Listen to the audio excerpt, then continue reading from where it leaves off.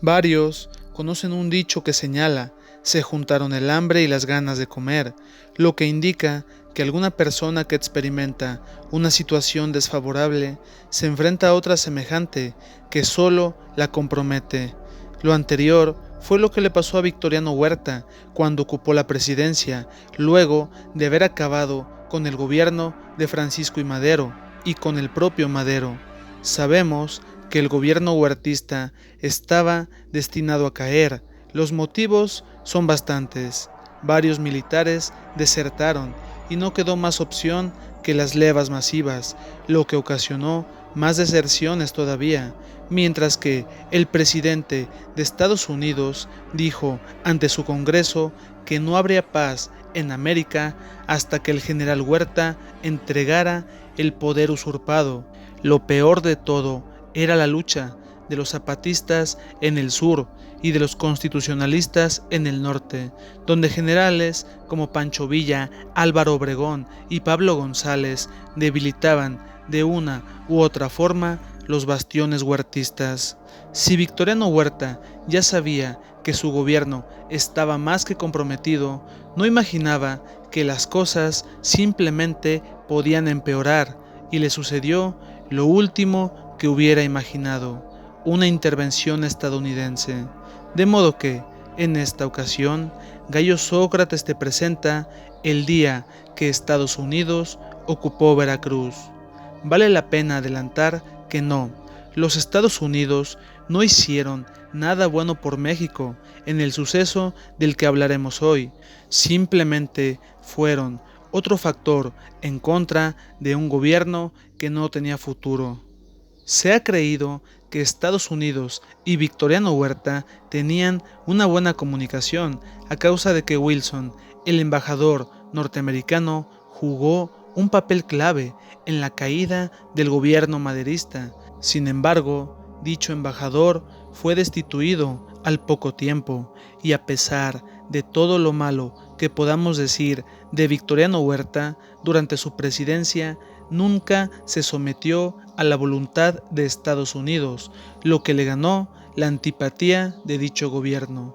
Más de una ocasión, los políticos norteamericanos acusaron a Huerta de usurpador y golpista. Solo necesitaban una buena excusa para aprovecharse de la situación, y vaya que la tuvieron. Durante el 9 de abril de 1914, varios marinos norteamericanos desembarcaron en el puerto de Tampico. Su acorazado, desde luego, que llevaba la bandera estadounidense. Se supone que buscaban combustible, y en esa búsqueda fueron detenidos por elementos del ejército federal. Los soldados fueron obligados a desembarcar por hombres al mando del general Ignacio Morelos Zaragoza. Aunque apenas se enteró de que eran extranjeros, los dejó en libertad y ofreció una disculpa. Lamentablemente, el jefe de la flota norteamericana no estuvo conforme y dijo que la breve detención de sus subordinados era una gran ofensa a la dignidad del pueblo estadounidense, de manera que exigió una disculpa oficial y la garantía de que quienes habían detenido a sus hombres serían castigados, lo mismo que debían izar la bandera de Estados Unidos y saludarla con 21 cañonazos. Nada de esto tuvo lugar, y aparentemente aquel suceso fue una simple anécdota. Lo que los mexicanos no sabían era que el gobierno de Estados Unidos ya comenzaba a dialogar en el campo diplomático, y el Departamento de Estado aprobó aquella sanción para México. Victoriano Huerta dijo que, como presidente, aceptaba, siempre y cuando se cumpliera la condición de que también fuera saludada con 21 cañonazos la bandera mexicana. No se llegó a ningún acuerdo, y el presidente Wilson solicitó al Congreso la autorización y facultades para que las Fuerzas Armadas se encargaran de limpiar aquella ofensa. Frente al puerto de Veracruz, la flota norteamericana se encargó de bloquear un cargamento de armas y municiones para el ejército federal, y el día 21 de abril de 1914 dio inicio la ocupación de la zona.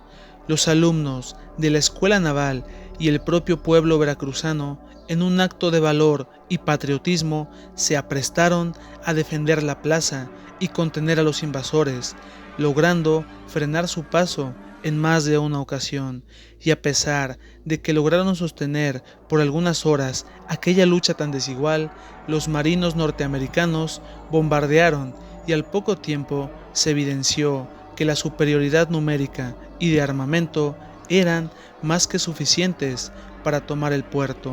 Lamentablemente, no todos mostraron el mismo valor. Sucedió que el general Gustavo Mas, que estaba comisionado en la ciudad y disponía de hombres y armamento, abandonó la zona para evitar entrar en conflicto. Mientras tanto, en el norte del país, el primer jefe se enteró de la situación y se molestó al saber que Estados Unidos estaba invadiendo México, a pesar de que le dijeron que aquello no era una invasión, sino una forma de exigir una disculpa pública al gobierno de Estados Unidos por parte de Victoriano Huerta.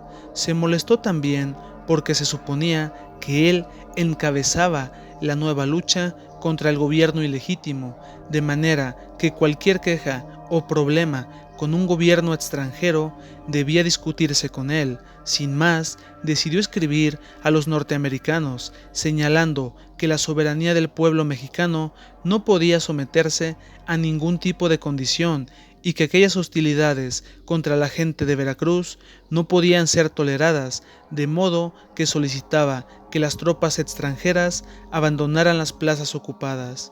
Victoriano Huerta supo de esto y en un intento fallido buscó entablar comunicación con los constitucionalistas y así formar un frente unido contra los invasores, lo que no tuvo lugar. Varios países como Argentina y Brasil jugaron el papel de mediadores para evitar un conflicto a gran escala entre México y Estados Unidos.